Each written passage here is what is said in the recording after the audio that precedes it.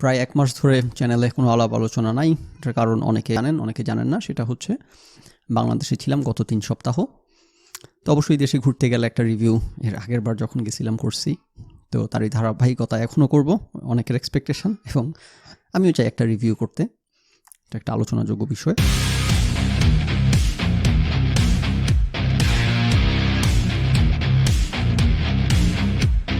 তো মোটামুটি হুট করেই সিদ্ধান্ত দেশে যাওয়ার, সার্কামস্ট্যান্সের কারণে। স্পেশালি এই ধরনের একটা সিদ্ধান্তর সাথে প্রায় ৫০০টা বিষয় জড়িত থাকে। তো মোটামুটি অনেক কিছু একসাথে অ্যালাইন করায়, যেহেতু হুট করে সিদ্ধান্ত, ব্যাপক পেইনের মধ্য দিয়ে গেছি, এটা on the US side of things. সেটার কারণ হচ্ছে যে প্লেন টিকিট বুক করার পর আবিষ্কার করলাম যে আমার এক ছেলের পাসপোর্ট এক্সপায়ার করে গেছে। তখন ৩ সপ্তাহ সময় হাতে ছিল। তো আমেরিকার সিস্টেম হচ্ছে আপনি অ্যাপ্লাই করা, এখন ওই যে এটা আর কি, যে এই দেশের সিস্টেম তো সব সিস্টেম অনুযায়ী প্রেডিক্টেবল, যেটা বলে আর কি, সবসময় কোনো সারপ্রাইজ নাই। সো সেখানে কি হইতে যাচ্ছে গিভেন টাইমে, সেটাও বেশ প্রেডিক্টেবল। তো আমার বড় ভাই খুব কনসার্ন ছিল আর কি, যে এটা আসলে বুঝবেন না, এটা কারণ অ্যাগেন আমাদের বাংলাদেশের অভিজ্ঞতার কারণে আমরা সবসময় খুব ভয়, আতঙ্ক, অ্যালার্ট মোডে থাকি, এবং এটাই স্বাভাবিক। আবার যারা এইসব দেশে থাকে তারা অযাচিত আতঙ্কিত হবে না, কারণ তারা জানে এই দেশের সকল কিছু পুই পুই করে প্রেডিক্টেবলি হয়, এর বাইরে কোনো কিছু হওয়া এক্সেপশন, রাইট? বাংলাদেশে যেরকম সব কিছু একদম বাই দ্য বুক হবে এরকম আশা করাটা এক্সেপশন, আপনি সবসময় ভয়ে ভয়ে আতঙ্কে অ্যালার্ট মোডে থাকেন। এখানে ঘটনাটা উল্টা। তো যারা বাংলাদেশি তারা এটা বুঝবে না বাংলাদেশে বসে, রাইট? সো যে কারণে আমার ভাইয়া খুব কনসার্ন, আমি খুব একটা কনসার্ন না। তার আমি বললাম আর কি যে সিস্টেমটা হচ্ছে এই তো এইভাবে আগাইলে হোপফুলি হয়ে যাবে। তো সিস্টেমটা হচ্ছে যে আপনি যখন আপনার ইন্টারন্যাশনাল ট্রাভেল থাকবে, 14 দিনের মধ্যে চলে আসছেন, নেক্সট 14 দিনের মধ্যে আপনার কোনো ইন্টারন্যাশনাল ট্রাভেল আছে, সেটার প্লেন টিকিট দেখাইলে তারপর তারা প্রসেসটা এক্সপেডিট করে আপনার জন্য। সো আমি ওয়েট করতেছিলাম। 14 দিনের উইন্ডোতে যখন ঢুকছি তখন তাদেরকে ফোন করে জানাইছি যে আমার 14 দিনের মধ্যে নেক্সট ট্রাভেল চলে আসছে। তখন তারা বলছে যে ওকে, ঠিক আছে, তোমার পাসপোর্ট অ্যাপ্লিকেশনকে আমরা আর্জেন্ট হিসেবে মার্ক করে দিছি। সো যারা প্রসেস করতেছে তারা এখন জানে তোমার কেস আর্জেন্ট, তারা সেভাবে প্রসেস করবে। স্টিল যদি প্রসেস না হয়, তুমি যখন 1 সপ্তাহের উইন্ডোর মধ্যে চলে আসবা, তখন তোমাকে কোনো একটা লোকাল অফিসে অ্যাপয়েন্টমেন্ট আমরা নিয়ে দিব। তারপর তুমি ওই দিনে দিনে গিয়ে হাতে হাতে নিয়ে আসতে পারবা। যখন 5 দিনের উইন্ডোতে ঢুকে গেলাম বা 7 দিনের, তখন ওদেরকে ফোন করলাম, পরে ওরা এবার অ্যাপয়েন্টমেন্ট স্কেডিউল করলো। তো ওই যেটা বললাম, অ্যাপয়েন্টমেন্ট কাছাকাছি কোথাও নাই। সবচেয়ে কাছের যেটা পাইছে, একটা আমার হইতেছে পাসপোর্ট এজেন্সি 4 ঘন্টা ড্রাইভিং ডিস্টেন্সে, একটা 3 ঘন্টা, কোনোটাতে পাওয়া যায় নাই। সবচেয়ে কাছের যেটা পাওয়া গেছে ওয়াশিংটন ডিসিতে, ওইটা হচ্ছে 7 ঘন্টা ড্রাইভিং ডিস্টেন্সে। তো কি আর করা, 7 ঘন্টা ড্রাইভ করে গেলাম। তো যাওয়ার পর এখানে শুরু হয়েছে কপাল খারাপ কাকে বলে। গেলাম সকাল 8টা বাজে গেছি, পাসপোর্ট দিনে দিনে হাতে করে নিয়ে চলে আসবো, কাহিনী শেষ। ওখানে গিয়ে দেখি ওদের সিস্টেম সার্ভার ডাউন, সিস্টেম নষ্ট পুরা। শুধু আমেরিকা থেকে শুরু করে ওদের যত সারা পৃথিবীতে যত কনসুলেট আছে সকল কিছুর সার্ভার ডাউন, সকল কাজকর্ম বন্ধ। আরে কি, এটা আবার কি জিনিস? এই জিনিস স্পেশালি আমেরিকার মতো দেশে তো এটা অনেকটা কল্পনাতীত। তো অ্যাক্সিডেন্টই দেখেন, যেটা সবসময় কথা, যে অ্যাক্সিডেন্ট হইতেই পারে, কিন্তু প্রশ্ন হচ্ছে সেই অ্যাক্সিডেন্টের প্রতি আপনি কীভাবে রিয়্যাক্ট করতেছেন, এবং সেই অ্যাক্সিডেন্টকে মিনিমাইজ করার জন্য আপনি কী কী উদ্যোগ নিছেন, তারপর অ্যাক্সিডেন্ট হইতেই পারে, রাইট? সো পার্থক্যটা যেখানে শুরু হয়ে যায়, যে আমরা যখন সেখানে গেলাম, দাঁড়ায় আছি, সার্ভার ডাউন, কি একটু পরপর তাদের লোকজন এসে পাসপোর্ট অফিসের বের হয়ে এসে আমাদেরকে কিন্তু আপডেট দিচ্ছে, কী অবস্থা, এখন ডাউন, নেক্সট কী হবে, কতক্ষণ পর কী হবে, না হলে কী হবে, না হলে কী হবে, একটু পরপর এসে। এমন না যে আমরা অন্ধকারে হারায় আছি, সবাই কিছুই জানি না কী হইতেছে, রাইট? সো আমরা সবাই লাইনে অপেক্ষা করতেছি, একটু পরপর ভেতর থেকে পাসপোর্ট অফিসের লোক এসে আমাদেরকে আপডেটেড রাখতেছে। তো সার্ভার ডাউন, ওইটা তো ঠিক হয়ে যাবে কয়েক ঘন্টার মধ্যে। সারাদিন গেল, সার্ভার ঠিক হয় নাই, অবাক করা ব্যাপার। এবং তার পরদিন বললো যে পরদিন হইতেছে যে নিশ্চয়ই পরপর 2 দিন সার্ভার ডাউন থাকবে না। ওকে, ফাইন। তো রাতে সেখানে ডিসিতে একটা হোটেল ভাড়া করে আমরা থাকলাম। পরদিন সকালে ঘুম থেকে উঠলাম, সকাল 8টা বাজে আসলাম, আবারও হইতেছে কোনো কিছুই, সার্ভার এখন আপ হয় নাই। মানে একটা অবিশ্বাস্য ব্যাপার, 1 দিন 1.5 দিন হয়ে গেছে সার্ভার ডাউন সারা আমেরিকা এবং সারা পৃথিবীতে, মানে ইনক্রেডিবল। তারপর সারাদিন থাকার পর সেখানে যখন সার্ভার আসছে দুপুর নাগাদ, তখন তারা প্রায়োরিটাইজ করে আগামী 24 ঘন্টা এবং 48 ঘন্টার মধ্যে যাদের ট্রাভেল আছে তাদেরকে আলাদা করে শুধু তাদেরকে আলাদাভাবে পাসপোর্ট প্রিন্ট করে তাদের হাতে দিয়ে দিছে, এরকম করে। আর আমার ট্রাভেল ছিল 4-5 দিন পর, সো আমি প্রায়োরিটি লিস্ট সবার পেছনে ছিলাম। তো যারা প্রায়োরিটি লিস্টে আগে ছিল, অ্যাগেন 24-48 ঘন্টার মধ্যে নেক্সট যাদের ট্রাভেল, তাদের সবাইকে প্রিন্ট করার পর literally I was the last person. Literally পুরো বিল্ডিংয়ে আমি ছাড়া কেউ নাই। তখন অলরেডি 6টার মতো বাজে, তারা ওভার টাইম কাজ করতেছে আর কি। আমার পাসপোর্টটা প্রিন্ট করতেছে, লিটারেলি আমাকে এসে আপডেট দিচ্ছে যে তোমার পাসপোর্ট প্রিন্ট চলতেছে, এই একটু খেলো প্রিন্ট হচ্ছে এসে হুট করে লাস্ট মোমেন্ট এসে তার আবার সিস্টেম ডাউন হয়ে গেছে। তারপরে সে আমরা বললো যে তোমার পাসপোর্ট প্রিন্ট হচ্ছিল, মাঝপথে এটা আবার ডাউন হয়ে গেছে, আমরা খুবই দুঃখিত। অ্যাপোলোজাইজ করলো খুব করে বললো যে আগামীকাল হইতেছে উইকেন্ড ছিল এখানে স্যাটারডে, যে আমরা স্যাটারডেতে আগামীকালকেও কাজ করব, করে তুমি চাইলে রাতে থাকতে পারো, কালকে হাতে হাতে নিয়ে যেতে পারো, অথবা আমরা এটাকে তোমার ওভারনাইট শিপিং করে তোমার হাতে পাঠানোর ব্যবস্থা করব। তো এখন যে অবস্থা দেখতেছি, যেভাবে সার্ভার খালি মানে আসে যায়, তো আমি আবার রাতে থাকবো, পরদিন সকালে যদি আবার দেখি নাই তাহলে আপনার কি। তো আমি জন্য চলে আসছি, আমি বললাম যেন এখানে চলে যাইছি। তো তারা আমাকে বললো যে তোমাকে আমরা ফোন করে জানাবো এবং কনফার্ম করবো সকল কিছু, চিন্তা করো না। তো পরদিন সকালে যেভাবে বলছে 9টার মধ্যে কল করবে, 9টার মধ্যে একটা ফোন আসছে। তারপর বললো তোমার আজকে সকালে তোমার পাসপোর্ট প্রিন্ট করতে পারছি, তোমার পাসপোর্ট প্রিন্ট করার পর আবার সার্ভার ডাউন হয়ে গেছে, তো তোমার এটা শিপ করে দিচ্ছি আমরা আজকে, ওভারনাইট তুমি কালকে পেয়ে যাবা। বাংলাদেশের কাহিনী বলতে গিয়ে এটা বলতেছি, এটা একটা ইন্টারেস্টিং ঘটনা, মোর ইন্টারেস্টিং দেন বাংলাদেশের ঘটনা হচ্ছে। তো পরদিন আসতেছে না আমার সাথে, ওরা এই যে ট্র্যাকিং নাম্বার শেয়ার করলো, সো চলে আসবে অ্যাগেন। এইসব দেশে লাইক একেবারে কোনো কিছু যেভাবে হওয়ার কথা এইভাবে না হওয়াটাই খুব মানে একটা অবাক করার ব্যাপার আর কি। সো তারা শিপ করে দিছে, ট্র্যাকিং নাম্বার দিয়ে দিছে, যেভাবে ট্র্যাকিং নাম্বার যেভাবে ট্র্যাক করবো বাসায় চলে আসবে, এর ব্যত্যয় হওয়া একটা অবিশ্বাস্য ব্যাপার আর কি। তো যে কারণে এটাও দেখতেছি আসতেছে না, কি আজব কথা। এখন এদিকে চলতেছে উইকেন্ড, যখন মানডে চলে আসলো, আমার মানডে টিউসডে ওয়েনসডেতে ফ্লাইট। তো এখানে একটা সিস্টেম হচ্ছে, আপনি সেনেটর অফিসে যোগাযোগ করতে পারবেন। তো সেনেটর অফিসে যোগাযোগ করলে তারা হইতেছে স্টেট ডিপার্টমেন্টের আন্ডারে যেহেতু পাসপোর্ট, তারা হইতেছে আবার ওই পাসপোর্ট অফিসে যোগাযোগ করে আপনাকে কাজ খোঁচা মেরে আদায় করে দিবে আর কি। মানে বেসিক্যালি আইডিয়া বিং, আপনার যে রিপ্রেজেন্টেটিভ, যে মন্ত্রী বা যে এমপি, সে আপনার রিপ্রেজেন্টেটিভ, সুতরাং আপনি কোনো সমস্যা হলে আপনি তার কাছে যাবেন, তার অফিসে জানাবেন, এবং তার অফিস একেবারে খুবই প্রোঅ্যাক্টিভলি, মানে যেটা বোঝেন না এই দেশে যেরকম করে যে নাগরিকের কোনো সমস্যা হলে তারা রাজনীতিবিদের কাছে যায়, মানে আমাদের দেশে যেরকম, মানে এটা তো একটা হাস্যকর আইডিয়া, ব্যাপারটা এরকম না। এখানে কিন্তু রাজনীতিবিদের কাছে রিচ আউট করলে তারা খুব সিরিয়াসলি নেয় নাগরিকের সুবিধা অসুবিধা। তো আমি সেনেটর অফিসে ফোন করলাম, ধরলো, পরে বললাম এরকম যে আমার তো এটা আজকের মধ্যে আসার কথা আসতেছে না। তখন তারা বললো ওকে, কোনো সমস্যা নেই, আমরা কথা বলতেছি এবং আমরা পাসপোর্ট অফিসে বলতেছি তোমাকে কল ব্যাক করতে। তো তারা ওখান থেকে পাসপোর্ট অফিসে বলে দিয়েছে, পাসপোর্ট অফিস থেকে আমাকে কল ব্যাক করছে। করার পর বললো যে ও আচ্ছা, আমরা তো তোমার এটা শিপ করার জন্য ইউপিএসের কাছে দিয়ে দিছি। ইউপিএস হইতেছে একটা বেসরকারি আর কি শিপিং কোম্পানি, আর ইউএসপিএস হচ্ছে সরকারি শিপিং কোম্পানি। তো তখনই আমাকে ওই মহিলা বলছিল যে আমরা তো ইউএসপিএস ইউজ না করি, ইউপিএস ইউজ করি এই কারণে যে ইউপিএস খুবই রিলায়েবল, লাইক দুনিয়া ধ্বংস হয়ে যেতে পারে, তাদের শিপিং কোনো হেরফের হবে না। তো সেটা ছিল ভরসার জায়গাটা, কিন্তু তারপর আসে নাই কেন। তখন জানলাম যে তারা হইতেছে ইউপিএস পিক করে, উইকেন্ডে পিক করে না যে মেইলগুলা, তারা পিক করে প্রতিদিন দুপুর 2টার দিকে। সো মানডে দুপুর 2টা বাজে তারা পিক করবে। তো এই কারণে সকাল সকাল পর্যন্ত আমি কোনো মানে আপডেট পাচ্ছিলাম না শিপ হওয়ার। তো আমি বললাম যে তাইলে তো হবে না আমার, তো ওয়েনসডেতে ফ্লাইট। তখন সে বললো যে তোমার মানডেতে যদি দুপুর 2টায় পিক করে, তুমি টিউসডের মধ্যে তুমি পেয়ে যাবা, গ্যারান্টিড তুমি পেয়ে যাবা, এটার কোনো ব্যত্যয় হবে না, হয় না। আমি বললাম সেটা তো কথা ঠিক আছে, কিন্তু তারপরও তো অনেক কিছু হইতেছে, অনেক এক্সেপশনাল ব্যাপার হইতেছে। সার্ভার তো ডাউন হওয়াটা একটা এক্সেপশনাল ব্যাপার, এটা হয়েছে, এবং হওয়ার পর এত দিন পর্যন্ত সার্ভার আসা যাওয়া করা, এটাও তো একটা এক্সেপশনাল ব্যাপার হয়েছে। সো আমি এখন আর কোনো ভরসা পাচ্ছি না, দেখা যাবে ইউপিএসের প্লেন অ্যাক্সিডেন্ট করে ভেঙে গেছে, কপাল খারাপ হইলে। সো তাহলে আমি কী করবো? তো সে বললো যে দেখো, আমি খুবই খারাপ ফিল করতেছি এটা বলতে, তোমাকে 7 ঘন্টা আবার ড্রাইভ করবা, কিন্তু তুমি চাইলে আমরা তোমার তোমার পাসপোর্টটা সরাই রাখতে পারি, তুমি এসে হাতে হাতে নিয়ে যেতে পারো, বাট এটা টোটালি তোমার চয়েস, কিন্তু রেস্ট অ্যাশুড যে তুমি কালকেই মধ্যে পেয়ে যাবা শিপ, ইউপিএস এসে এটা পিক করে নিয়ে গেলে। তারপর সে বললো যে আচ্ছা ঠিক আছে, আমি এক কাজ করি, আমার ম্যানেজারের সাথে কথা বলি, দেখি তার কী পরামর্শ বা ওপিনিয়ন। তারপর সে তার ম্যানেজারের সাথে কথা বললো, তার ম্যানেজারের মতামত হয়েছে যে কষ্ট করে হইলো যে আমি এসে নিয়ে যাই, কারণ অ্যাগেন মানে সাবধানের মাইন্ড নেই আর কি। তো বললো যে তুমি এখনই জানাও, তাহলে আমরা এখনই পাসপোর্টটা তোমার থেকে ইউপিএস শিপ করার জন্য যেই ওরা যেখানে জমা রাখে ওখান থেকে সরাই ফেলবো। বললাম ওকে, সরাই ফেলো। তো তারা আমার পাসপোর্ট সরাই ফেলছে। তারপর আবার 7 ঘন্টা ড্রাইভ করে গেলাম, গিয়ে হাতে হাতে নিয়ে আসলাম। তারপর দিন হইতেছে ফ্লাইট। সো এই হইতেছে বাংলাদেশে যাওয়ার আগেই হইতেছে একটা বিতিকিচ্ছিরির মধ্যে পড়ে গেছিলাম। বাট অ্যাগেন একটা ভরসার জায়গা ছিল যে যত যাই হোক, যে মানে, এবং সবচাইতে ইয়েটা লাগছে আমার কাছে, যে জিনিসটা সবচাইতে অ্যামেজিং লাগছে, যে আমার পাসপোর্ট পাওয়ার জন্য আমি যতটুকু মরিয়া হয়ে চেষ্টা করছি, আমার চেয়ে বেশি মরিয়া হয়ে চেষ্টা করছে ওরা। মানে দে লেফট নো স্টোন আনটার্ন, তাদের পক্ষে যা করা সম্ভব ছিল সব কিছু তারা করছে, যে টু মেক শিওর আমি জানি পাসপোর্টের সময় মতো হাতে পাই। তো এগুলো দেখার পর আপনার সাফারিং মনে হবে না আর কি। বাংলাদেশে যেরকম আপনার পাওনা জিনিস আপনি পান না, যে সাফারিং হওয়ার কোনো কথা কারণ নাই, সেখানে আপনার সাফার করায়, সেখানে এই দেশের ঘটনাটা উল্টা আর কি। তো যে কারণে ধরেন বাঙালি বলবে কি যে আপনি খালি বাংলাদেশের সব দোষ ধরেন, আর এই দেশে আপনার এত বড় সাফারিং হলো, আপনি তাও তাদেরকে নিয়ে কোনো অভিযোগ নাই। এটার কারণ হচ্ছে এই দেশে যেটা হয়েছে অ্যাক্সিডেন্ট, এবং সেই অ্যাক্সিডেন্টকে কারণে আমার সাফারিং জানি না হয় সেটা মিনিমাইজ করার জন্য they went way out of their way. তারা উইকেন্ডে কাজ করা থেকে শুরু করে আমাকে টাইম টু টাইম আপডেটেড রাখা, ফোন করা, যোগাযোগ করা, যা না করণীয় তার চেয়ে বেশি ওরা করছে টু এনশিওর যে আমি জানি কোনো সাফারিং না হয় আমার। এটা হচ্ছে পার্থক্য। এটা হচ্ছে পার্থক্য, বুঝবি না তোরা। শেষ পর্যন্ত আসতে পারলাম বাংলাদেশ।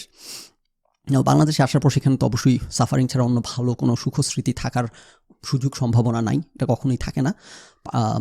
লাকিলি আগেরবার যখন গেছিলাম তখন অনেক কাজ করতে হয়েছে বাংলাদেশে বিভিন্ন বিষয়ে। আমার ওয়াইফের সার্টিফিকেট তোলা থেকে শুরু করে নানান কাজে লিপ্ত হইতে হয়েছে। আমার ওয়াইফের পাসপোর্ট করতে হয়েছিল বাংলাদেশে গিয়ে। যেই সাফারিংটা হয়েছে সেই ঘটনা তখন বলছি রাইট পাগল করে ফেলছে সুরের দল। লাকিলি এবার এমন কোনো কিছুতে ইনভলভ হইতে হয় নাই, যে কারণে সাফারিং সেইভাবে হয় নাই, প্রাতিষ্ঠানিক সাফারিংয়ের মধ্যে পড়তে হয় নাই। তবে শেষ মুহূর্তে আসার আগে ডিঙ্গি ধরা পড়ে অবস্থা খারাপ হয়ে গেছে, হালুয়া টাইট হয়ে গেছে।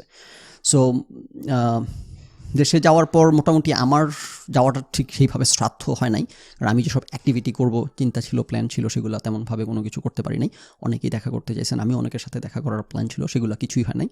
সো বেসিক্যালি দেশের ট্রাভেলটাকে আমার 3 ভাগে ভাগ করে আর কি। প্রথম 2 ভাগ হইতেছে আমার ওয়াইফকে দিয়ে দিছি মোটামুটি।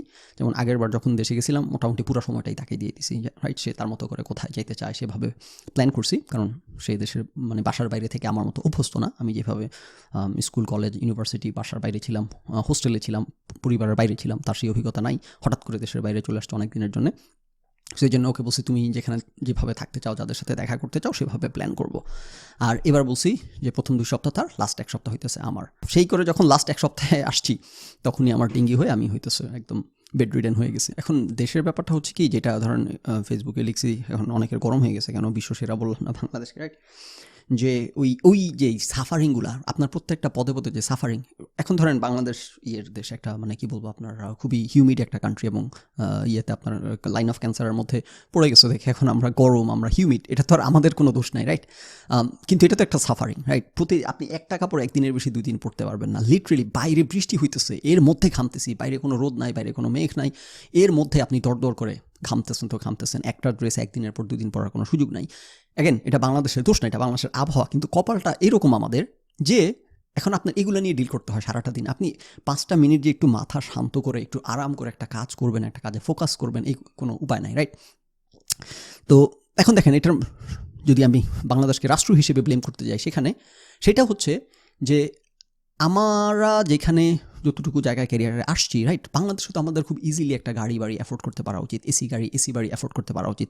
তাইলে তো আর আমাকে এক্সট্রা সাফারিংয়ের মধ্যে দিয়ে যাওয়ার কোনো প্রয়োজন নাই, যে আমি হচ্ছে আপনার কি বলে যে প্রতিদিন কাপড় ধো, প্রতিদিন ঘর মাখতে হও, প্রতিদিন এগুলো তো আপনার টাইম সিস্টেম লস, এগুলো তো আপনার টাইম লস, রাইট। প্রতিদিন আপনি এসে যদি আপনাকে আধা ঘন্টা ঠান্ডা হইতে হয়, কাপড় ধুইতে হয়, প্রতিদিন এক্সট্রা করে আপনি কাজের লোক রাখতে হবে। এখন কাজের লোক রাখলে কাজের লোকের সাথে যে কী পরিমাণ চলে, ফেসবুকে তো একটু লিখছিলাম, বাংলাদেশে যেই বাসায় যাই দেখি কাজের বেটির ভয়ে সবাই তটস্থ, অস্থির।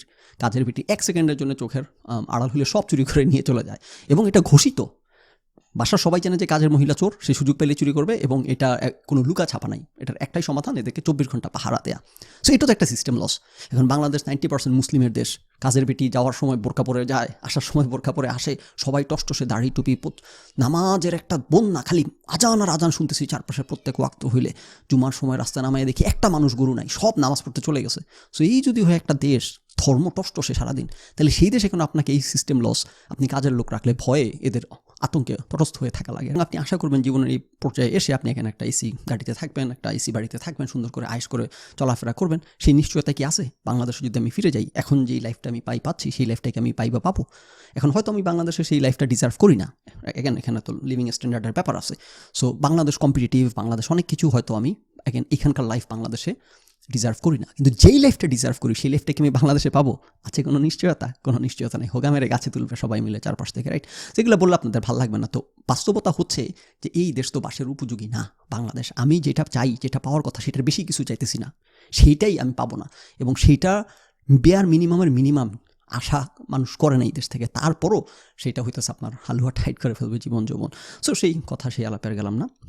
লাস্ট আরেকটা কাইন্ড অফ ফানি বা ইন্টারেস্টিং অ্যাঙ্গল টাচ করে মোটামুটি রিক্যাপ করি বাংলাদেশ ভিজিট নিয়ে তেমন কিছু বললাম না।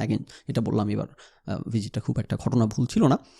তো এর মধ্যে একটু ঘটনা ভুল যেটা, যে হাসপাতালে গেছি কয়েকবার, ডক্টর ভিজিট করছি, কয়েকটা সার্জারি করানোর প্ল্যান ছিল, তো শেষ মুহূর্তে ডেঙ্গি হয় আর একটা সার্জারি করাই নেই, কারণ শরীর খুবই দুর্বল, ইমিউনিটি সিস্টেম খুবই দুর্বল হয়ে আছে, এবং ডেঙ্গি হইলে যেহেতু প্ল্যাটিলেট কাউন্ট কমে যায়, সো ব্লাড ক্লটিং হয় কি হবে না এটা নিয়ে একটা ভয় আছে, সব কিছু মিলিয়ে পরে একটা সার্জারি করি নাই। তো ডেঙ্গি তো মারাত্মক ভুগাইছে, এখনও মারাত্মক টায়ার্ড, শরীর খুবই খুবই টায়ার্ড, এটা ভয়াবহ অবস্থা, অলমোস্ট মৃত্যুর মুখ থেকে ফিরে আসার মতো, কারণ ডেঙ্গি এটা কাইন্ড অফ টার্মিনাল ফেটাল আপনার একটা ডিজিজ হইলে প্রচুর মানুষ হুটফাট করে মারা যায়, রাইট? সো এটা কোনো খামখেয়ালি বিষয় না, রাইট? এবং আমি তো সন্দেহই করতে পারি নাই, ধারণাই করতে পারি নাই আমার ডেঙ্গি হয়েছে। আব্বু আম্মা যখন আসছে এসে ওনারা দেখে বলতেছে তোর তো মনে হচ্ছে ডেঙ্গি হয়েছে, এত টায়ার্ড, এত মাথা ব্যথা ছিল, সারা গা ব্যথা। তখন ওনারা যখন বললেন তখন আমার সাথে সাথে মাথায় খেলো যে হইতে পারে, কারণ এত মাথা ব্যথার চোটে একদম চোখের পাতা সহ ব্যথা হয়ে গেছে, চোখের পাতা বন্ধ করলে ব্যথা করতো। তখন আমি ওনারা যখন বললো এটা ডেঙ্গির লক্ষণ হইতে পারে, আমি বললাম ওকে ফাইন, আমারও তাই মনে হচ্ছে। তারপর ডেইলি 2 বার করে ব্লাড টেস্ট করলাম যতদিন ছিলাম, কারণ আসার আগে আগে ধরা পড়ছে। সো ওইটা সমস্যা হয় না আল্লাহর রহমতে। প্ল্যাটিলেট কাউন্ট হচ্ছে 100,000 ছিল লোয়েস্ট, সেখান থেকে মোটামুটি কনসিস্টেন্টলি বাড়ছে। দাঁতের ডাক্তার দেখাবো এবং আরও কিছু ডাক্তার দেখাবো। তো ইন্টারেস্টিং যে ব্যাপারটা, যে আমি জানতাম যে মোটামুটি হাসপাতালে গেলে আর কিছু না হোক হাসপাতালে সবাই ফখরুল ইসলামকে চেনে, যত ডাক্তার আছে বাংলাদেশের এদের 90% ফখরুল ইসলামকে চেনে, কারণ এগেন ডাক্তারদেরকে নিয়ে বিভিন্ন সময় বিভিন্ন কথা বলছি এবং এগুলো ডাক্তারদের গ্রুপে গ্রুপে শেয়ার হয়, মানুষজন এসে শেয়ার করে। সো আমি জানি যে ডাক্তারদের গ্রুপে গ্রুপে ফখরুল ইসলামকে প্রচুর মানুষ ধোলাই দেওয়ার জন্য রেডি হয়ে আছে, উৎপেতে আছে। সো এটা আমার একটা আশঙ্কা এবং একটা হিসাব ছিল, যে হিসাবটা বারংবার সত্য প্রমাণিত হইতে দেখলাম। তো আমি যখনই কোনো হাসপাতালে যাইতাম ইয়ে করতাম, আমি কিন্তু মাথায় ওটা রাখতাম যে কেউ না কেউ তো এখানে আমার চিনতেছে, প্রশ্ন হচ্ছে যে আমার মাইট দিবে কি দিবে না, রাইট? দাঁতের ডাক্তার দেখাইতে গেলাম ধানমন্ডি 27-এ। তো যেই ছেলেটা মানে কম বয়সী ছেলে, ইদার ইন্টার্ন অথবা এখানে নতুন চাকরিতে ঢুকছে, কিছু একটা হবে, তো সে আসছে, হচ্ছে আমার দাঁত ইয়ে করতেছে, দেখতেছে, মুখে মাস্ক পরা। তার হাবভাব দেখে আমি বুঝে গেছি যে মালটি আমাকে চিনতে পেরেছে, কারণ হইতেছে সে আমাকে মানে ফুসফুসানি রীতিমতো, কোনো সাউন্ড ছাড়া ফুসফুসে, আমার চোখ মুখ অ্যাটিচিউড দেখে বুঝতেছি পারলে আমার এখনই খেয়ে ফেলবে। তখনই আমার সন্দেহ হয়েছে যে মালটা তখন আমাকে চিনছে, আমাকে পারলে এখন পিটাবে এখানে। তো তারপর আরও কিছুক্ষণ কাজকর্ম দেখে তার আরেকটু নিশ্চিত হইলাম। তো আমি দেখতেছি যে ওই যে ওর কী জিনিসপত্র নিচে পড়ে গেছে, ওইটা আর সে তুলতেছে না, আর ব্যবহার করতেছে না। মানে তার অনেক অ্যাটিটিউড দেখে আমি বুঝলাম আর কি সে আতঙ্কিত আছে আমাকে নিয়ে, সে জানে আমি যে গালমন্দ করি এদেরকে, বাঙালিকে এবং এই ডাক্তারকে বা এদের কাজকর্মকে নিয়ে। সো এটা আমি টের পাচ্ছিলাম তার আচার আচরণ একটা ভয়ের মধ্যে আছে। তারপর আবার একটা কী জিনিস দিয়ে যে মুখে ইয়ে করে, ওইটা বারবার খুলে যাচ্ছে, লাইন 2-3 বার করে খুলে গেছে। তো সে হইতেছে আরেকজন ভদ্রমহিলাকে ডেকে, মানে ওটা বলারও সাহস পাচ্ছে না রোগীর সামনে যে কী ব্যাপার, কী দিছেন, এটা তো খালি খুলে যায়। তো চোখ দিয়ে ইশারা করতেছে, দেখতেছি যে কী ভালো খুলে যাচ্ছে এসে। তখনই আমি বুঝে গেছি যে চান্দু তো আমার ভয়ে আতঙ্কে গর্তে ঢুকে গেছে, তার মানে চান্দু তো আমাকে চিনে। মোটামুটি ধারণা করে নিয়েছি। তারপর একটু পর ভদ্রলোক নিজ থেকেই বললেন যে আপনি কি কী জানি ভ্লগ টক করেন নাকি ফেসবুকে, ইউটিউবে? আমি বলতেছি না, ব্লগ টক তো করি না, সময় কাজ করার পর সময় পাইলে মাঝে মধ্যে চেষ্টা করি বিভিন্ন বিষয়ে কথা বলার। তো আমি তো আপনাকে চিনছি, আপনি, আমি বললাম সেটা আমিও বুঝতে পারছি আপনি আমাকে চিনছেন। যাই হোক, তো সেই ভদ্রলোক আমাকে করতেছেন, রেকমেন্ড করতেছেন আমার দাঁতগুলো, উইজডম টিথগুলো সব এক্সট্র্যাক্ট করতে হবে, আমি জানি করে যাই এখান থেকে। তো আমি তো করবো না, করতে না বলতেছি, সেও কিছুটা জোর করে বলতেছে আমাদের সেরা ডাক্তার এই সেই। তো তখন আমি বললাম যে দেখেন, উইজডম টিথ তো খুব সেন্সিটিভ, এটার সাথে নার্ভ এন্ডিং জড়িত, এটা যদি কোনো উল্টাপাল্টা হয় মারাত্মক সাফারিং হওয়ার ভয় থাকে, এই কারণে এই কাজটা আমি বাংলাদেশে করতে চাচ্ছি না। তো সে বললো যে না না, আমাদের এখানের খুব ভালো এই সেই, অ্যাগেন আবার করতেছে তার মতো অ্যাডভার্টাইজ। তাই আমি বললাম দেখেন, আমি চ্যাটজিপিটির সাথে কথা বলছি, অন্যান্য এই টুলগুলোর সাথে কথা বলছি, তাদের কাছে তো প্রচুর ডেটা আছে, প্রচুর রিভিউ আছে, মানুষের ফিডব্যাক আছে, সকল কিছু। তাদেরও এক কথা যে এই যে স্কেলিং এগুলো বাংলাদেশে করায়, কিন্তু টিথ এক্সট্রাকশনটা বাংলাদেশে করানো সেফ হবে না। তো আমি বললাম আচ্ছা ঠিক আছে, তাহলে আপনি কেমন, আপনাদের সাকসেস রেট কেমন? এই তো শুরু হয়ে গেছে 100% সাকসেস রেট, কোথাও কোনো সমস্যা নেই, 100% সাকসেস রেট। তো এটা বলার পরে আমি বললাম যে দেখেন, এই যে আপনি একটা দাবি করলেন আপনাদের 100% সাকসেস রেট, এটা বলে কি আপনার ক্রেডিবিলিটি বাড়লো নাকি কমলো? আপনার ক্রেডিবিলিটি কমে গেছে। পৃথিবীর কোথাও 100% সাকসেস রেট নাই, কেউ এই ক্লেম করতে পারবে না, একটা আমেরিকানও এই ক্লেম করবে না। কিন্তু আমি যখন আমেরিকাতে যাব, তারা যখন সত্যটা তুলে ধরবে যে আমাদের এই পরিমাণ সাকসেস রেট, এই পরিমাণ কমপ্লিকেশন হয়, তখন আমি জানবো। তো এই যে আপনি একটা সুজলা সুফলা শ্যামলা সারা বিশ্বের সেরা দেশটির গল্পটা মেরে দিলেন আপনি, এখন আমি কীভাবে আপনাকে ট্রাস্ট করবো? আপনাদের কাছে কি ডেটা আছে যেসব রোগীদের আপনারা সার্জারি করছেন, অপারেশন করছেন, তাদের কি পরবর্তীতে তাদেরকে ফলো আপ করছেন, তাদের মধ্যে কতজনের কি সমস্যা হয়েছে হয় না, এগুলো কি আপনাদের কাছে ডেটা আছে? আপনি কিসের ভিত্তিতে এই ক্লেম করলেন যে আপনি কি জানি 100% আপনাদের সাকসেস রেট? আপনারা কি রোগীর সাথে পরবর্তীতে ফলো আপ করেন, ডেটা নেন তাদের কাছ থেকে? কোনো কিছু উত্তর করতে পারতেছে না, হা করে আছে। তখন আমি বললাম যে এই যে কথাগুলো, এই যে কাজগুলো আপনাদের, আপনি একটা প্রফেশনাল, রাইট? আপনি 100% সাকসেসফুল, আপনার কাছে ডেটাই নেই যেখানে, এবং ডেটা থাকলে তো এরকম ক্লেম করাই যায় না। তাই বললাম তো এই আপনার এই দাবির পর তো আমার আরও আতঙ্ক ঢুকে গেছে, আরও তো আমি এখন আপনার এখানে করা যাবে না। তো যাক, ভদ্রলোক হজম করে নিলেন লেকচারটা, শেষ পর্যন্ত করি নাই ওইটা, এখানে ইউএসএ করাবো, খরচ একটু বেশি পড়বে, কিছু করার নাই। এটা নিয়ে মারাত্মক ভুগে মানুষ দেখছি, এরকম হইতে পারে, উল্টাপাল্টা হয়ে গেলে, রাইট? এখানেও অ্যাক্সিডেন্ট হইতে পারে, যেটা শুরুতে বলছি পার্থক্যটা, এখানে হইলে এটা অ্যাক্সিডেন্ট হবে, এটা অ্যাক্সিডেন্ট। তারা তাদের কাজটা মোটামুটি মানবিকভাবে যতটুকু যত্ন নিয়ে সাবধানতা সতর্কতা বজায় রেখে করা সম্ভব করবে, তারপর অ্যাক্সিডেন্ট হইতে পারে। আর বাঙালি হইতেছে মনে করেন যে শুরুই করবে, সরি যে কথা চলে আসে, বাঙালি এখন আপনাকে লেকচার দিয়ে ফেলবে যে ও বাংলাদেশে এত পরিমাণ কি জানে রোগী, আপনি বা আমাদেরকে 5 মিনিটের বেশি কারো পেছনে সময় দেওয়া যায় না, এই কারণেই হইতেছে আমাদের এরকম হয়। এগুলা তো কি বলবো, এখন তো আবার ডাক্তার আলোচনা শুনলে কাল মন্দ করবেন আমাকে। তো আমেরিকাতে কি রোগী কম আছে নাকি? এটা হইতেছে মেন্টালিটির পার্থক্য, এটা হচ্ছে প্রফেশনালিজমের পার্থক্য, এটা হচ্ছে চোর বাটপারের সাথে ভদ্রলোকদের পার্থক্য, রাইট? আপনি আমেরিকাতে কোনো ডাক্তারের কাছে সিরিয়াল পাবেন না, এই যে এসে ফোন দিছি আমি 1 মাস পর অ্যাপয়েন্টমেন্ট পাইছি। তো তাহলে তারা কি করতে পারতো? এটার একটা দুইটা সমাধান। একটা হইতেছে তারা তাদের কাজটা সঠিকভাবে করতে গেলে প্রত্যেক রোগীর পিছনে 1 ঘন্টা 2 ঘন্টা করে দেওয়া লাগে। আমি আমেরিকাতে যাওয়ার আগে বাংলাদেশের আমেরিকাতে দাঁতের ডাক্তার দেখাই গেছি, ফেসবুকে এটা নিয়ে লিখছিলাম স্টোরি, রাইট? সেই ভদ্রমহিলা মনে হয় 2 ঘন্টা সময়, মানে 2 ঘন্টা তো এত লম্বা সময় বোঝা মুশকিল, আমার ধারণা 1 ঘন্টার উপর অবশ্যই প্রায় 2 ঘন্টার মতো ধরে আমার পুরা মুখের সকল কিছু চেক আপ করছেন। সো এই জন্য 2 ঘন্টা একটা রোগীর পেছনে সময় দিলেন, তো তাইলে উনি করতে পারতেন না? এই 2 ঘন্টা উনি 20টা রোগী দেখতে পারতেন না? খালি দৌড়ের উপরে আসেন বের হন, এগুলো করলে কি হতো? সে প্রচুর টাকা কামাই করতে পারতো। তখন কি হতো? তখন তো আমার এরকম 2 মাস আপনার একটা অ্যাপয়েন্টমেন্ট পাওয়ার জন্য বসে থাকা লাগতো না, রাইট? তখন আমি কি করতাম, ওই যে বাংলাদেশে যেরকম গেছি 2 দিনের জন্য, সকালে গেছি বিকালে অ্যাপয়েন্টমেন্ট পেয়ে গেছি। সেটা সম্ভব হয়েছে কেন? কারণ তারা হইতেছে গরুর মতো, যত রোগী আসবে সব ঢুকাও, সার্ভিস কেমন হইলো, তাদেরকে ভালো করে দায়িত্বটা পালন হইলো কিনা, কাজটা সুন্দর করে করা হইলো কিনা, হু কেয়ার্স, তাদের এগুলো কোনো কিছু আসা যায় না। রোগী ঢুকাবো গরুর মতো, এদিক দিয়ে ঢুকাবো, কথা বলার সময় নাই। যাকে এগুলো আপনারা জানেন, ভাইয়া এরকম বলতেছিল আর কি, তার খেদ প্রকাশ করতেছিল, ভাইয়ার মেয়েরও ডেঙ্গি হয়েছে, এবং মানে কথা বলারই সময় নাই ডাক্তারের, মানে ভাবুদের যেই পরিমাণ ভাব। এখন বাঙালি আপনাকে বলবে যে ও এরকম আমাদের এত রোগী, এই কারণে আমাদের ডাক্তার কথা বলার সময় পায় না। কথা বলার সময় পায়, তখন হবে কি ওই কামাইটি একটু কমে যাবে আর কি, বুঝলেন না? 1 ঘন্টায় 20টা রোগী না দেখে 1 ঘন্টায় একটা রোগী দেখলে কামাইটা কমে যাবে বাটপাড়দের, এটা হচ্ছে সমস্যা। তো যেই কারণে এইসব দেশে এখন, তাহলে আপনার সমস্যার সমাধান কি? বাঙালি সমস্যার সমাধান বের করছে, আমাদের যেহেতু রোগী বেশি, আমরা 1 ঘন্টায় 20টা রোগী দেখবো এবং রোগীকে সাথে কথাই বলবো না, কোনো রোগীর ভুল চিকিৎসা দিব, এটা হচ্ছে আমাদের সমাধান। আর আমেরিকায় হইতেছে কি সমাধান, যে আমাদের যেহেতু এত রোগীর চাপ, আমরা যতজন রোগী নিব, যাকে নিব তাকে রাইট সার্ভিস দিব, তাকে এক রোগীর পিছনে 1 ঘন্টা সময় 2 ঘন্টা সময় করে ব্যয় করবো। তাতে কি হবে? তাতে নেক্সট যে রোগী, সে হইতেছে তার সিরিয়াল পেতে 2 মাস বসে থাকতে হবে তাকে। ইয়াস, এটা একটা সমস্যা, এটাও একটা সমস্যা, ওইটাও একটা সমস্যা। তারা যে সমস্যাটা অ্যাকসেপ্ট করছে, আমরা আমাদের প্রফেশনাল কাজ শতভাগ নৈতিকতার সাথে সঠিকভাবে করবো। আমরা যেই রুগীকে নিব, সেই রুগীর প্রয়োজনীয় সময় আমরা তাকে দিব। আর বাঙালি সমাধান হইতেছে আমরা, আমাদেরও রোগীর চাপ, তাহলে আমরা কি করবো? আমরা হইতেছে চিকিৎসাই দিব না, খালি পকেটে টাকা ঢুকাবো। তো যাক, সেগুলো বলে লাভ নাই, বুঝাইতে পারবো না, বাঙালি রেগে যাবে, গালমন্দ করবে। তো সেটা গেলো প্রথম ডাক্তার।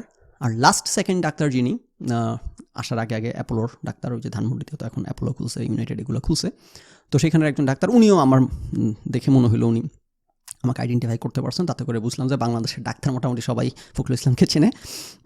কিন্তু উনি আবার দেখলাম উল্টাটা, সেই ছেলেটা যেরকম আমাকে দেখে ক্ষুব্ধ হয়ে গেছে যে পারলে কিলায় আমাকে, প্রাথমিকভাবে, পরবর্তীতে ওর আচরণ এমন ছিল না। এই ডাক্তার আবার দেখলাম উল্টা, উনি খুব সিনিয়র ডাক্তার, প্রায় 20-22 বছরের অভিজ্ঞতা ওনার। তো উনি শুরু থেকেই আমাকে, ওনারও আচরণ দেখে আমার সন্দেহ হয়েছে আর কি, যে তবে উনি একজন খুবই ফ্রেন্ডলি আচরণ করতেছেন। কোথায় থাকেন? তো আমি বলতে চাচ্ছিলাম না আর কি, আমি দেশের বাইরে থাকি বা সাময়িকভাবে আসছি। তো উনি খোঁচায় ওটা বের করছে দেখে আমার আরেকটু সন্দেহ হইলো আর কি। সুন্দর করে সময় নিয়ে সব কিছু বুঝিয়ে দিলেন, কী রোগ চিকিৎসা, তারপর আসার সময় উঠে দাঁড়ায় হ্যান্ডশেক করলেন এসে। তো আমার তখনই সন্দেহ হয়েছে ভদ্রলোক হয়তো চিনতে পারছে। তবে গেন ওই যে উল্টাটা আর কি, যে উনি অ্যাপ্রিসিয়েট করছে যেসব বিষয় নিয়ে কথা বলি, যেটা খুবই একটা অবাক করার ব্যাপার আর কি। ডাক্তার পাইলে আমাকে মারবে, যেটা হওয়ার উচিত ছিল, উনি দেখলাম যে নাও উল্টা ঘটনা। যাই হোক, তো এই হচ্ছে ঘটনা। খুবই কম সময়ের জন্য দেশে গিয়ে অনেকে দেখা করতে চাইছেন, আমি ইচ্ছেও ছিল দেখা করার অনেকের সাথে, আমারও অনেক ফ্রেন্ডস থেকে শুরু করে অনেকের সাথে দেখা করার প্ল্যান ছিল, কোনোটাই হয় নাই। শেষ পর্যন্ত আমি পুরোপুরি বেড রিডেন হয়ে পড়ায়, যাদের ডেঙ্গি হয়েছে তারা তো জানেন নিশ্চয়ই, মারাত্মক রকম টায়ার্ড হয়ে যায়। তো সেভাবে করে তাড়াহুড়ো করে র্যাপ করে চলে আসলাম। নেক্সট আবার কবে দেশে যাইতে পারবো জানি না। এটা নিয়ে ফেসবুকে একটু লিখে ওই পোস্টে আবার প্রচণ্ড গালমন্দার শিকার হচ্ছি অনেকে আর কি। এই পোস্টটা কে বা কোথায় শেয়ার হয়েছে জানি না, মানে খুব বেশি শেয়ার হয়েছে তা না, 20-30 জন শেয়ার করছে, কিন্তু সবগুলাই প্রাইভেটলি শেয়ার। সো নিশ্চয়ই কোনো প্রাইভেট গ্রুপে বা কোথাও শেয়ার হয়েছে, অনেকে সে গালমন্দ করতেছে। তো সেখানে লিখলাম আর কি, যে অনেকে জানতে চাইছেন যে দেশ থেকে চলে আসার পর অভিজ্ঞতা কেমন, দেশের জন্য পড়ান পড়ছে কিনা সেই। তো এই জিনিসগুলো অনেকে বোঝেন না, মানে বোঝে না কেন, ধরেন বাঙালি তো ধারণা হইতেছে তারা বিশ্বের সেরা দেশে আছে, রাইট? কিন্তু আমরা তো জানি বাংলাদেশ বিশ্বের সেরা দেশ না, কিন্তু আমরা তারপরও সেই দেশকে ভালোবাসি কেন? কারণ আমরা এটার মধ্যে বড় হয়েছি, আমরা অভ্যস্ত হয়ে গেছি দেখে, অন্য কিছু না, আপনি অভ্যস্ত হয়ে গেছেন দেখে। আপনার যেরকম মনে হয় বাংলাদেশ পৃথিবীর সবচেয়ে সুখের দেশ, যে উগান্ডার লোকটি সেও উগান্ডাকে একই রকমভাবে ভালোবাসে, একজন আমেরিকানও তার দেশকে একই রকম ভালোভাবে ভালোবাসে। তার মানে এই না যে অবজেক্টিভলি উগান্ডা এবং কি জানে মানে আমেরিকার লাইফস্টাইল এক, রাইট? এটা একটা সাবজেক্টিভলি আপনি অভ্যস্ত হয়ে গেছেন দেখে ওই লাইফ ভালো লাগে। কিন্তু আপনি যদি দীর্ঘদিন দেশের বাইরে থাকেন, যেই কারণে মানুষ দেশে ফিরে যায় না, যারা দীর্ঘদিন দেশের বাইরে থাকে তারা কেউ ফিরে চায় না। আমি একসময় দেশে ফিরে যাওয়ার জন্য পাগল ছিলাম, ফিরে গেছি, কিন্তু এখন সে চিন্তাও করি না করতে।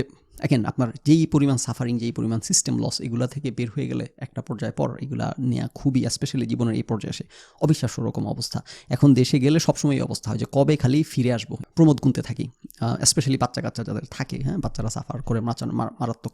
এবারও আমার বাচ্চারা সাফার করছে, যেদিন গেছি ওই দিন একদিনের মধ্যেই ঘামাচি উঠে এগুলা, তারপর ধুলাবালি থেকে চোখ টোক লাল হয়ে, মানে বাচ্চা থাকলে যাদের থাকে তাদের বাচ্চার সাফারিংয়ের কারণেই হইতেছে আপনি কবে চলে আসবেন। আজকে সকালে নাকি আমার বড় ছেলে তার মাকে থ্যাংক ইউ জানাইছে চলে আসার জন্য আমেরিকায়। তো বাচ্চা কাচ্চার সাফারিংয়ের কারণে সময় ভালো কাটে না, ইভেন নিজেরাও হইতেছে মারাত্মক এখন সাফারিং, সময় ভালো কাটে না। তো সব কিছু মিলায় সময় এখন আর ভালো কাটে না আর কি। তো এখানে ফিরে আসার পর আবার এটা তো সবাই, আপনি ধরেন আপনি কোথাও ঘুরতে গেলে বা বেড়াইতে গেলে আপনি সেখানে একটু বেশি সময় থাকলে কিন্তু আপনি অস্থির হয়ে যাবেন কখন আপনি আপনার রেগুলার লাইফে ফিরে আসবেন, রাইট? আর সেটার সাথে যদি আরও আনুষঙ্গিক 50টা ব্যাপার যুক্ত হয়, সে তো বলার অপেক্ষা রাখে না। তো কিন্তু এগুলো কেউ বলে না কেন, এগুলো ধরেন বাঙালি গালির মুখে পড়বে দেখে ভয়ে কেউ এগুলো সাহস করে বলে না। তা আমার তো বাঙালির গালির কোনো পরোয়া করি নেই, জন্য এগুলো আরও ডাবল করে বলি বাঙালিকে, বাস্তবতা বোঝানোর জন্য আর কি। তো সেই হচ্ছে বাস্তবতা। না এখন দেশের আর পরাণ টরান পুরে না, দেশে গেলে দেশ থেকে আসার সময় মন খারাপ হয় না, এগুলো কিছুই হয় না, বরং এটা এখন আমাদের হোম হয়ে গেছে, এটা এখন আমাদের রেগুলার জীবন হয়ে গেছে। বাংলাদেশি বরং একটা এমন একটা জায়গা যেখানে আমরা বেড়াইতে যাই, এবং বেড়াইতে গেলে আপনি একটা জায়গায় বেড়াইতে যান একটু ভালো সময় কাটাবেন, কিন্তু ঘটনা হয় উল্টা। আপনি সেখানে গেলে আপনি যেই সামান্য ক্যাপাসিটিতে ডিল করতে হয় প্রত্যেকটা পদে পদে সাফারিং।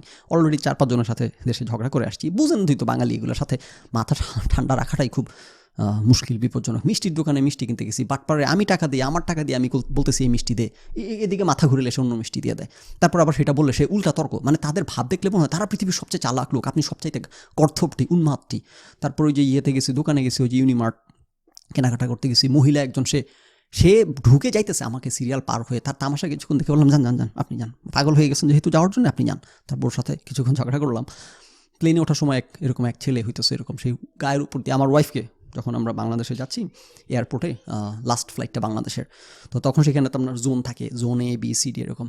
তো আমার ওয়াইফে বললাম, প্রচুর বাংলাদেশি যারা গেছেন জানেন, রাইট, এটা নতুন করে বলতে হবে না, কোনো লাইন টেন কিচ্ছু না আর কি, সবাই হজবরল হয়ে আছে সেখানে। তো জোন ধরে ডাকতেছে, আমার ওয়াইফ লাইনের একদম পেছনে ওয়েট করতেছে কখন তার জোনের ডাক আসবে। তাই আমি বললাম যে আগাইতে থাকো, জোনের ডাকের অপেক্ষা করে না, কিছুক্ষণ পর কোনো জোন টোন মানা হবে না, কোনো কিছু কিছুক্ষণ পর যাবো সেখানে, আমরা তো যাতায়াত করছি অনেকবার, কোনো জোন টোন নাই, কিসের কি, সবাই ঢোকা শুরু হয়েছে ধাক্কাধাক্কি করে। তখন আমার ওয়াইফ বললো যে তোমার কথা আরেকবার সঠিক প্রমাণিত হলো। আমি বললাম আরেকবার সঠিক প্রমাণিত হলো না, বাঙালিকে আমার চেয়ে ভালো তুমি চেনো না, রাইট? হ্যাঁ বলবো, খালি সেটা শুনে যাবা, তাইলে জীবনে তরতর করে এগিয়ে যাবা, রাইট? সো এরকম সাফারিং এর আগে বহুতবার হয়েছে এরকম। এই লাইন টাইন মানতে গেছি, শেষ পর্যন্ত দেখা যায় আপনার কি বলে লাইন টাইন তো কোনো কিছু থাকেই না, বরং আপনি বিপদে পড়ে যাওয়ার দশা, যে এই আমাদের ফ্লাইট এখন গেট বন্ধ হয়ে যাচ্ছে, আপনি এখনও ঢুকলেন না কেন, মানে দোষটা মনে হয় আপনার, আপনি সুন্দর করে লাইন মেনটেন করছেন, এই জন্য এখন আপনার দোষ, গেট বন্ধ হয়ে যাচ্ছে এখন, হ্যাঁ বাঙালি গেট বন্ধ করে দিচ্ছে প্লেনের।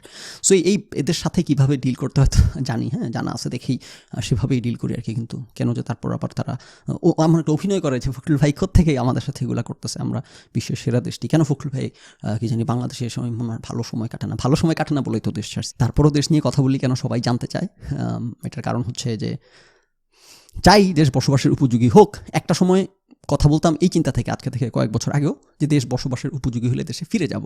এখন আর এটা চিন্তা করি না, এটা ইম্পসিবল। এটা ভাবলেই এখন হইতেছে গায়ে হইতেছে জ্বর চলে আসে, যে বাংলাদেশে গিয়ে থাকা এটা সম্ভব না। মহান আল্লাহ রাব্বুল আলামিন আমাদেরকে সেই হইতেছে কি বলেন শাস্তি এবং অভিশাপের হাত থেকে রক্ষা করুন, আমিন সুম্মা আমিন।